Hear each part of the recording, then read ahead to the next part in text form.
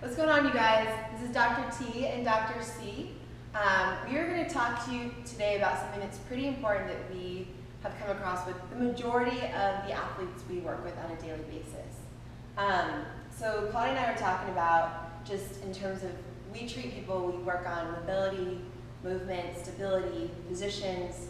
However, in discussing with her, we see a lot of very overstressed, overworked athletes. Would you agree? Yeah, definitely.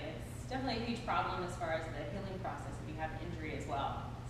Great. So your body is pretty smart in that it wants to return to this kind of homeostasis body balance, but we have to provide the framework for it.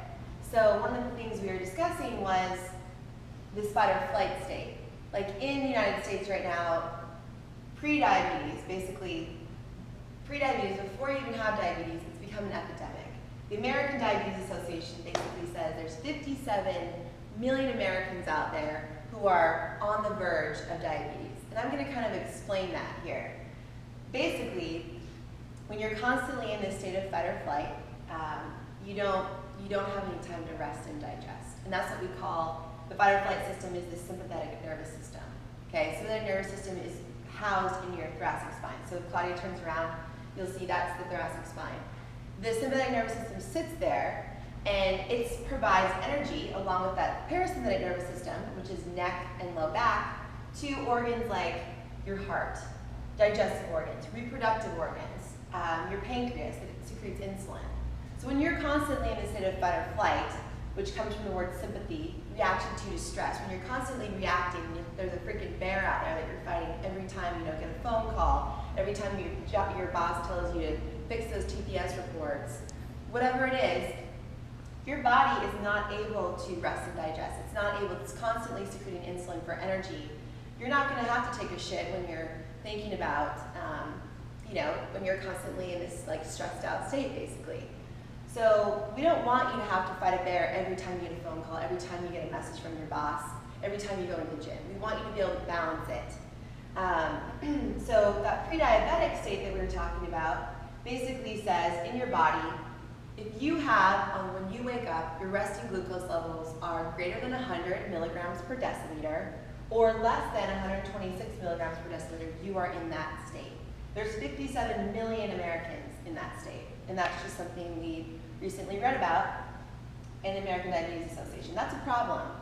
So even though there's a lot of fit people out there that we get to work with, they still could be in this range of pre-diabetic. How many hours of sleep do you get at night? Do you get 7.5, 8 hours of sleep, or is it less? How much coffee do you drink a day? So that's all great and good, but how are you going to fix that, right? So your wellness is really important to us. That is the priority. So the first thing we want you to do is do T-spine mobility. We actually want you to spend some time on the thoracic spine, putting that peanut behind there, laying down on it, and taking some breaths. And we'll post a video underneath this one for you guys to check out. The second thing, and I want you to be able to do that AM, like when you wake up, and then also PM, before you go to bed. The next one is and Claudia and I have talked about this, looking at your level of tension throughout the day. Okay, so when you're cooking dinner, when you're going to the bathroom, when you're talking to your daughter, wife, whatever, where are your shoulders? Are you stressed out? Are you in a state of do you have other things on your mind? Or can you focus on the task at hand and relax? What level of tension are you? And you're like, well, how am I going to remember that? Well, you can put stickers up around the house. So put a sticker up, maybe a smiley face sticker, 10 of them around your house or office. So whenever you look at that sticker, you take a breath, and you kind of release, you think about the tension that's in your body. So taking a breath is a great way to alleviate some of that muscle tension that we hold. And a lot of that tension that we hold with stress comes in our back. Would you agree? Yeah. And another good method to work on releasing some of this tension throughout the day is if you find yourself, in that tension state, is just taking some deep, shoulder rolls, so rolling your shoulders up and back, and that kind of helps you realize, oh, I was really tight there. And again, just taking those slow, deep breaths as well. Yeah, so exactly. When you're cooking and you find yourself like this, stressed out, or is this a level of tension you should be at when you're cooking dinner for your family? No. Go ahead and do the shoulder rolls, take a deep breath, and continue on. Third thing is breath surf. So I like this.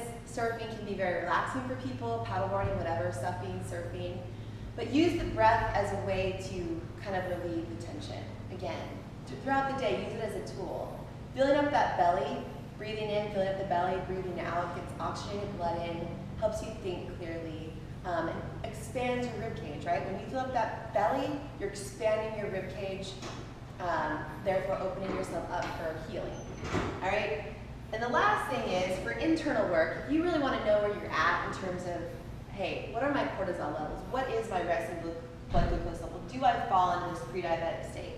Well, go get your blood work done and request that they look at the glucose and cortisol levels, as well as vitamins and minerals. So take that information, you guys, practice it, do it every day. It's easy to do, and we'll see you next week.